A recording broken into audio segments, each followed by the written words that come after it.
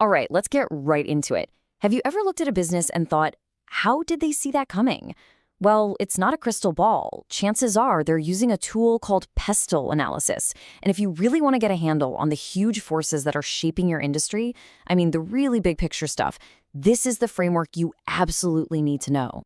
So, what is it exactly? The best way to think about PESTLE is like it's your own strategic radar. I mean, a really powerful one. It's constantly scanning the horizon, looking for these massive external forces that, let's be honest, you have zero control over. But here's the magic. Knowing they're coming means you can do more than just dodge bullets. It lets you spot those golden opportunities way before your competition even has a clue they're out there. Okay, so if we've got this radar, what's it actually looking for? Well, it's all broken down into 6 key forces. Let's dive in and unpack what makes up the PESTLE framework. And we'll start, of course, with the letter P. First up is P for political. And this is all about how government and politics can meddle in your industry. You know, things like trade restrictions, how stable the government is, and of course the big one, tax policies and regulations. A perfect example of this is Tesla deciding to move its headquarters to Texas. Why'd they do it? For starters, much lower tax rates. That's a textbook case of a political decision having a huge, direct impact on a business strategy. All right, next up is the first E for economic. Now, this is where things really hit home for all of us, because it's all about the money, right? Think about inflation rates. When inflation is soaring, your purchasing power, well, it just tanks. That means you and I have less money to spend, especially on non-essentials, and that directly leads to lower sales for businesses. It's a classic ripple effect that starts right in your pocket and washes all the way up to a company's bottom line. Then we've got S for social. This one is fascinating because it's all about people, how we live, what we believe, our cultural norms. It covers everything from health consciousness to age distribution. I mean, look at the baby boomer generation. As they've aged, they've fueled this massive growth in the market for active adult retirement communities. It's a great reminder that these slow, deep-seated social trends can completely transform an entire industry. And speaking of big changes, that brings us right to T for technological. And listen, this is so much more than just the newest shiny gadget. It's about how innovation can fundamentally disrupt how business is done. Take Starbucks. Remember when they started offering free Wi-Fi? That wasn't just them being nice. It was an absolute game changer. It turned their coffee houses into de facto offices, which meant customers stuck around longer and, you guessed it, spent more money. That is tech as a strategic weapon. Okay, moving on to L for legal. Think of these as the official rules of the game that a business has to play by. We're talking employment laws, intellectual property, very specific industry regulations, the whole 9 yards. A huge example was when India reformed its APMC laws for agriculture. That single legal shift sent shockwaves through the entire agribusiness sector. For some, it was a huge new opportunity. For others, a massive challenge to their old business model.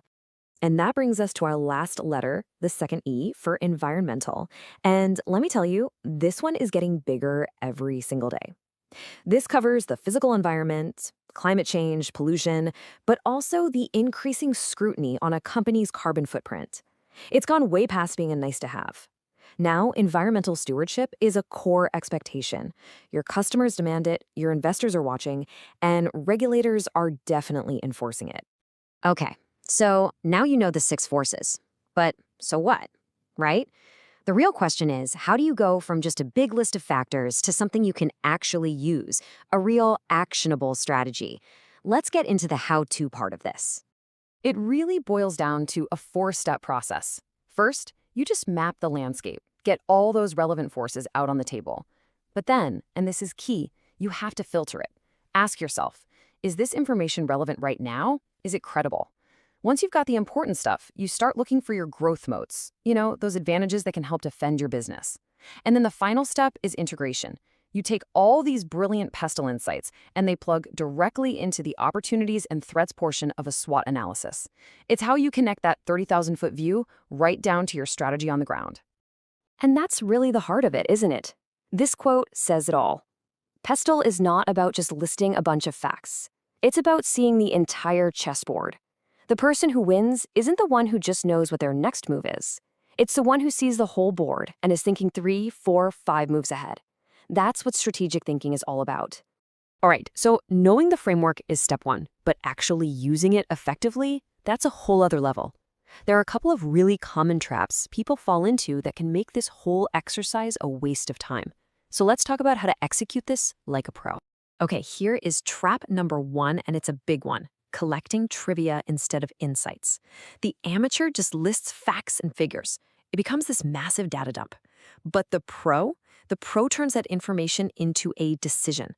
The goal is to find actionable insights. Seriously, if you find a piece of information and your reaction isn't, okay, so what should we do about this? Then it's probably just noise. And the second major trap is what we call analysis paralysis. This is when you just keep researching and researching, looking for that one perfect, complete answer that, well, it doesn't exist. You have to know when to stop.